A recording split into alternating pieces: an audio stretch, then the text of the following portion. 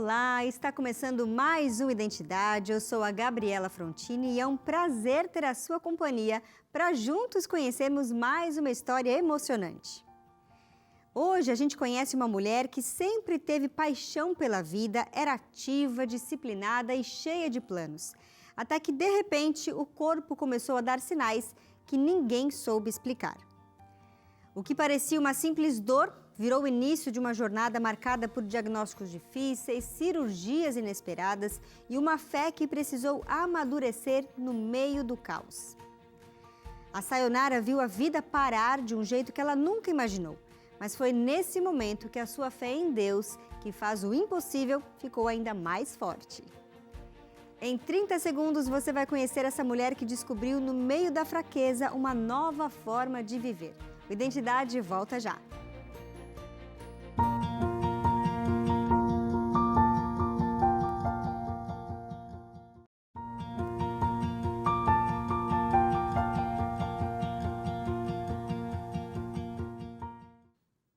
Às vezes a vida nos surpreende de um jeito que a gente não consegue explicar. Um dia tudo parece sob controle, no outro algo fora do esperado acontece e parece tirar o chão. A Sayonara Veríssimo sempre foi uma mulher cheia de energia, mãe, esposa dedicada, escritora, alguém que gosta de cuidar de si e inspirar os outros. Mas de uma hora para outra, a rotina que ela conhecia deu lugar a uma luta que ela nunca imaginou enfrentar.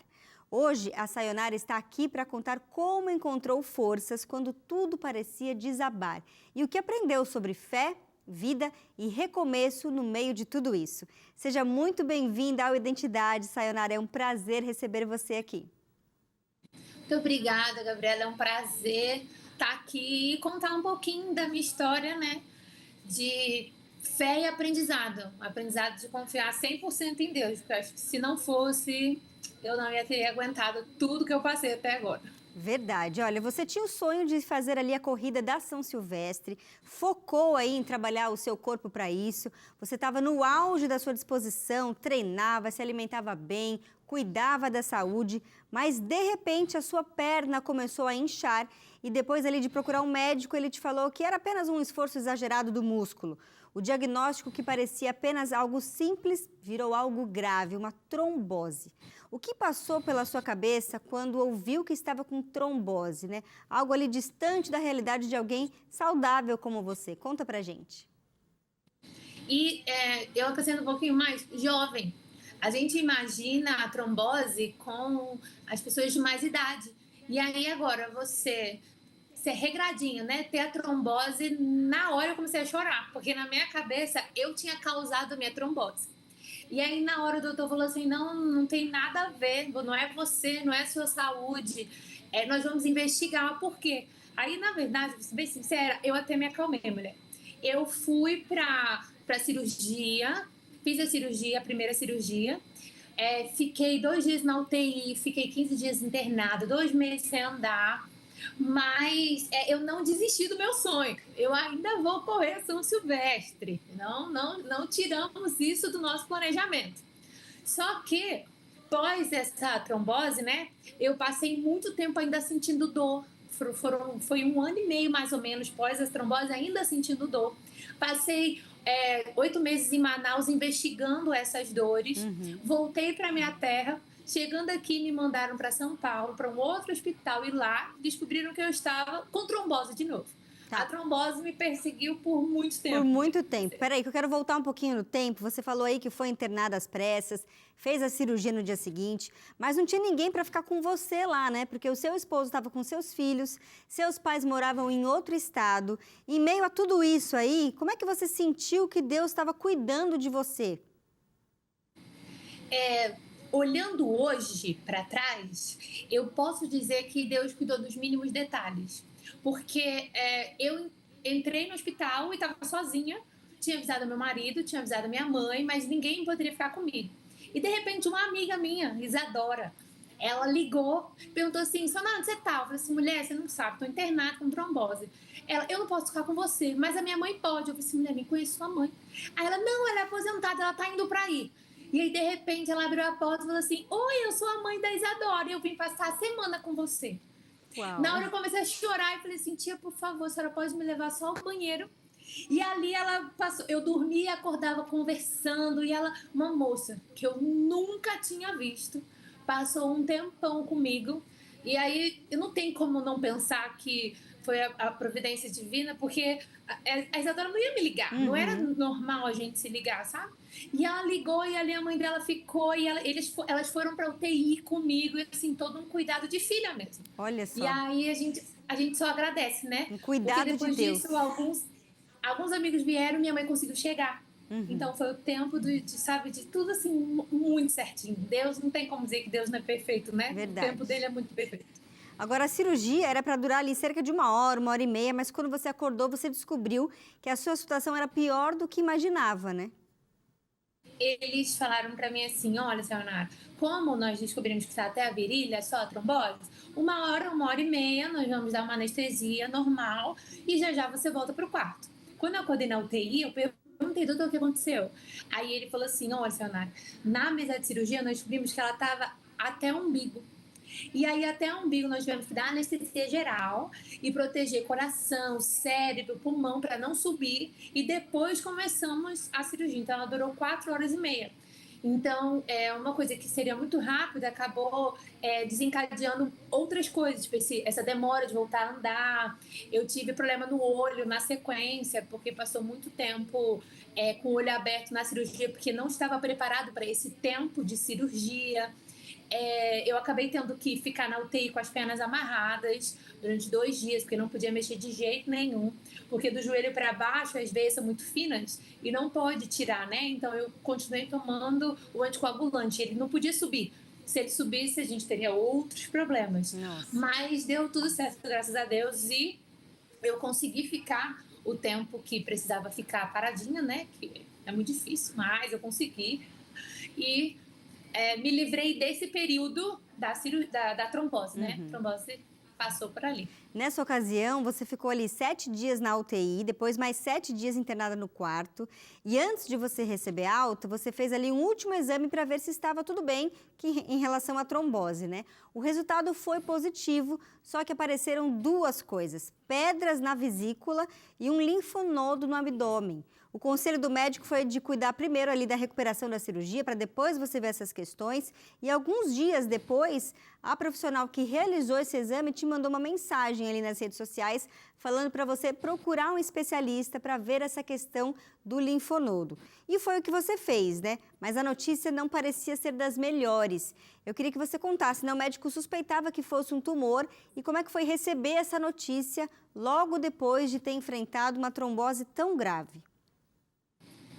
Foi muito difícil, porque a gente nunca espera ter um tumor, sabe? A gente não espera, principalmente, eu vou falar de mim, principalmente eu que vinha de uma vida tipo, muito regrada, sabe? Muito, muito regrada. E aí, onde ele estava entre a veia cava e a veia ilíaca. Então, era um lugar muito difícil de fazer até a biópsia. Eles pediram muitos exames, eu fiz muitos exames, fui muito ao hospital, fui muita área oncológica, e eles não conseguiam descobrir se era um tumor benigno ou um tumor maligno. Foi assim um período muito angustiante, porque a gente quer saber, a gente, ser humano, a gente quer a coisa para ontem. Eu costumo falar em palestras que a gente critica a pobre da Sara, mas a gente é igualzinho a ela. Deus falou que tinha um tempo para ela ter o filho, e ela falou: não, Deus, pode deixar que eu mesmo resolvo. E aí acabou dando ruim entre Isaac e Ismael. E a gente também é assim, a gente quer as coisas para ontem. E eu queria saber, eu ia no hospital e falava assim: doutor, mas já sabe? Ele: não, Sayonara, a gente precisa de mais um exame. E esse mais um exame, meu esposo acabou sendo transferido para Teresina.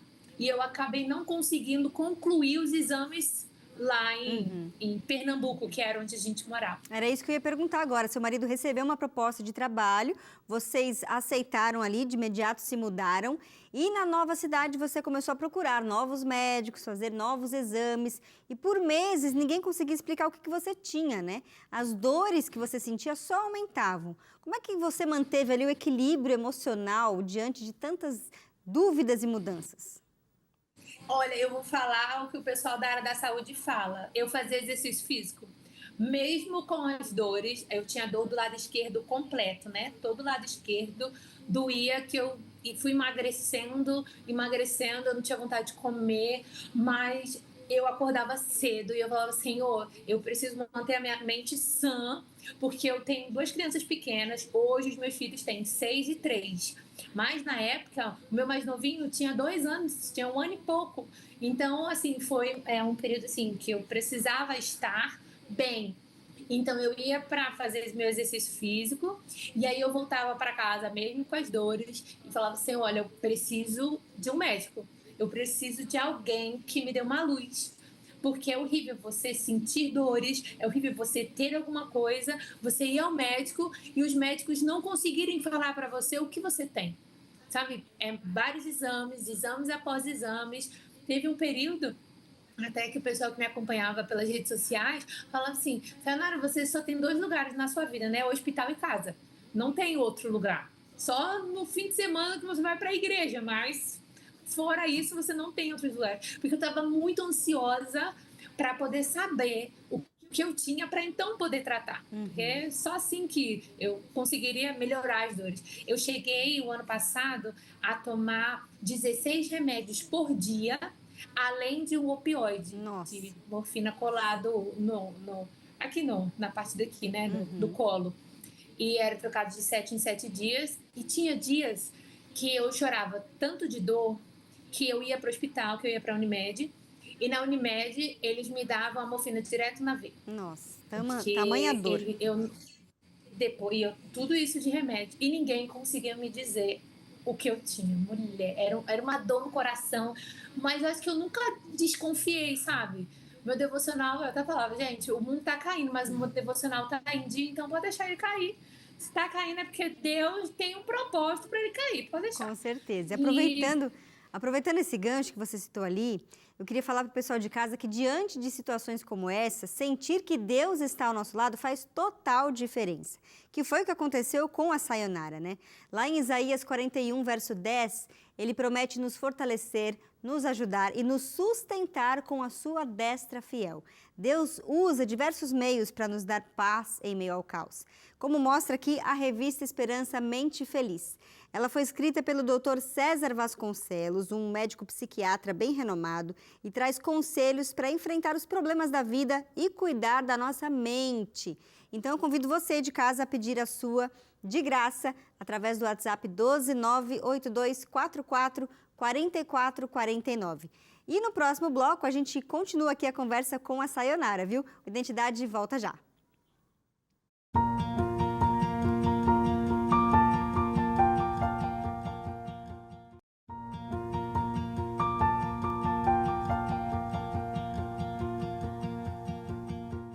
O Identidade está de volta. Hoje estamos conhecendo a história da Sayonara Veríssimo, que apesar de toda a dor, escolheu testemunhar do agir de Deus em sua vida. E você também pode levar esperança a quem está buscando respostas através da palavra de Deus, viu? Ao contribuir com o projeto Anjos da Esperança, a sua doação ajuda a imprimir e enviar as revistas Esperança sobre Daniel, Apocalipse, Profecias do Tempo do Fim. São milhares ali, viu, gente? É só você doar pelo e-mail, né, pela chave Pix, na verdade, que é o e-mail anjos@novotempo.com, que eu tenho certeza que alguma dessas revistas vai fazer muita diferença na vida de alguém. Agora, continuando o nosso bate-papo aqui, Sayonara, os seus pais moravam em Manaus e eles sugeriram ali de você ir para lá investigar essa questão do linfonodo, porque assim eles poderiam ajudar a cuidar dos seus filhos e você e seu marido perceberam que realmente essa era uma boa opção. Você ficou ali em Manaus por 8 meses e recebeu vários diagnósticos. Mesmo assim, a questão do tumor continuava porque nenhum médico tinha coragem de fazer ali a biópsia, né? Você falou até que ficava num lugar difícil e tal. E você voltou para casa e tempo depois o seu plano de saúde te mandou para o Hospital Adventista de São Paulo. E o plano era para você ficar ali por uma semana. Foi isso que aconteceu? Foi. Eu fiquei em Manaus 8 meses, inclusive em Manaus mesmo, mediante as dores, né, e todos os médicos e o hospital, eu ainda consegui lançar 2 livros, porque eu até falava para minha mãe assim, não importa se eu estou doente, outras pessoas precisam saber de Jesus e não vai ser minha doença que vai impedir. E como eu escrevo para adolescentes, né? Eu lancei o devocional Como Ser um Adolescente Segundo o Coração de Deus e Como Ser uma Adolescente igual a Ruth. E quando eu cheguei aqui na minha casa, e chegando em São Paulo, inclusive, o médico, eles achavam que seria uma coisa rápida. E eu acabei ficando em São Paulo 22 dias. Porque em Manaus chegaram um diagnóstico que eu também tinha um tumor no cérebro. Mas esse era benigno e não estava atrapalhando nada, ele ia ficar lá. Mas o do abdômen precisava ser tirado. E quando foi fazer os exames para poder chegar na cirurgia, descobriram que eu estava com trombose de novo. Do umbigo até a metade, até o joelho.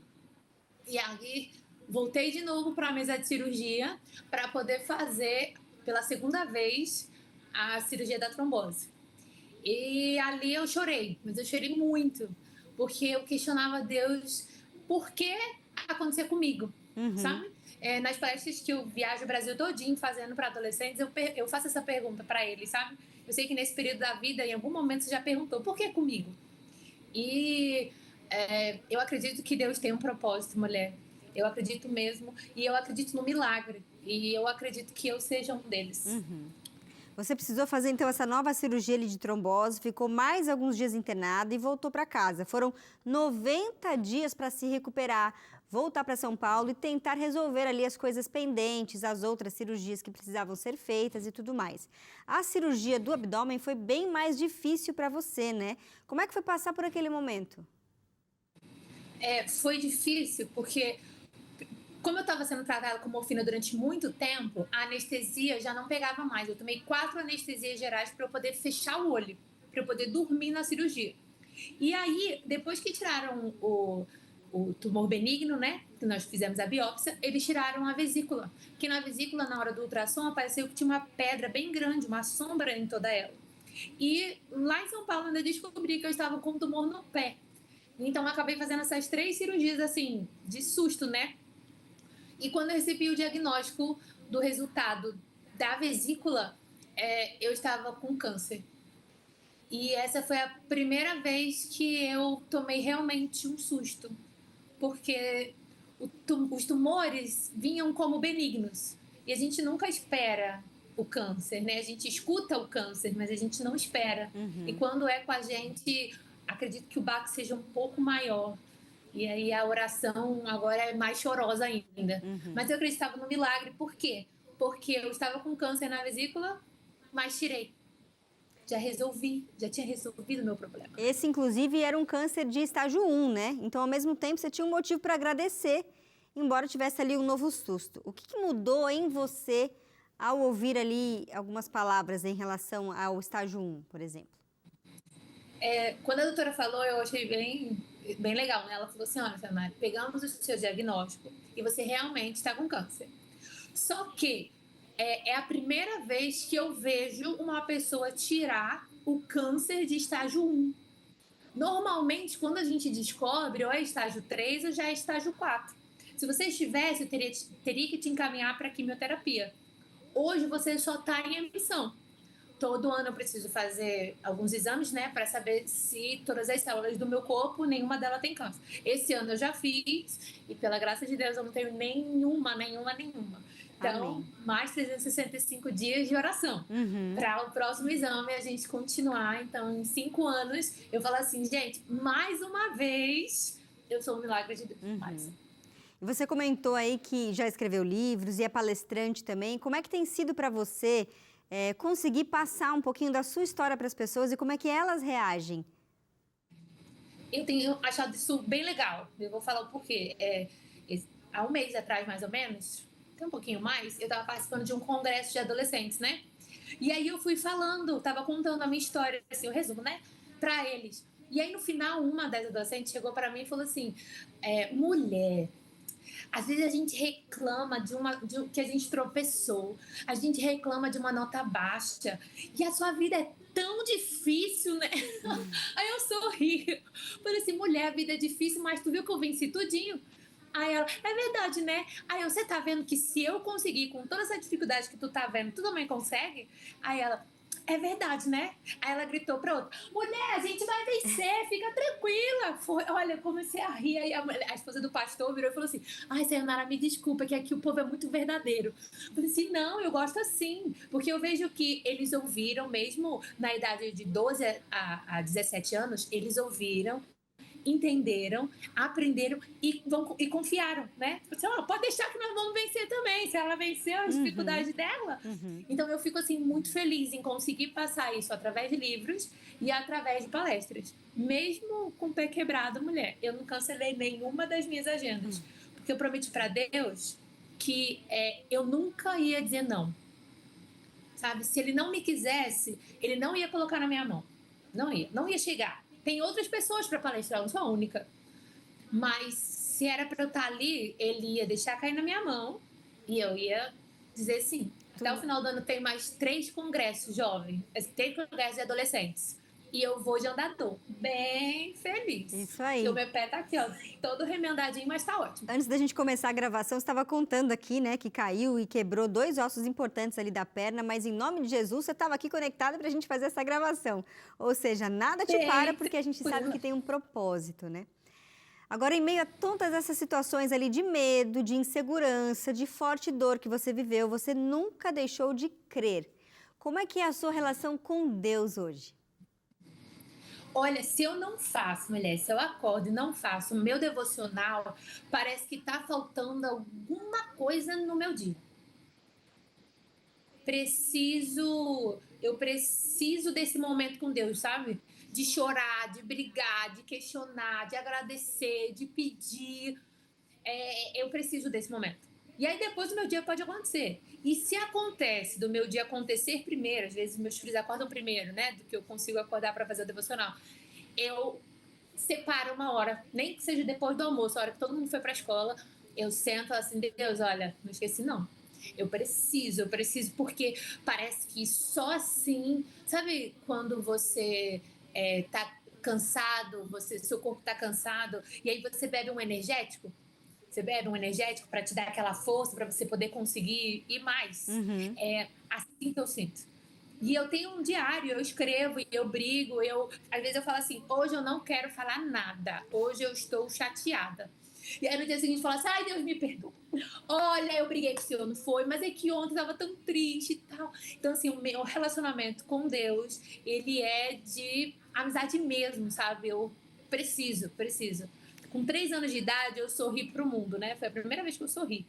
E eu tenho levado toda a minha vida nisso aí. Não foi a tíbia e a fíbula que quebraram, que ia me impedir de sorrir, sabe? Eu coloquei uma placa de titânio, 7 parafusos e 2 pinos. E nem por isso tá me impedindo de sorrir, nem por isso tá me impedindo de falar de Deus para outras pessoas, e nem por isso tá me impedindo de acreditar que tudo que ele faz na minha vida tem um motivo, tem um propósito, e eu creio que ele vai ser lindo, vai ser um milagre, mais uma vez. Você comentou aí do devocional, né? Não é só você que passa por esse monte de vales que precisa desse relacionamento com Deus. É cada um de nós sendo uma vida fácil ou sendo uma vida difícil, né? Eu quero agradecer muito a sua participação aqui. A sua história é realmente muito impactante e que, de fato, ela possa alcançar muitas pessoas e inspirar para que todos possam ver esse Deus maravilhoso a quem a gente serve. Obrigada. Imagina. Tchau, gente.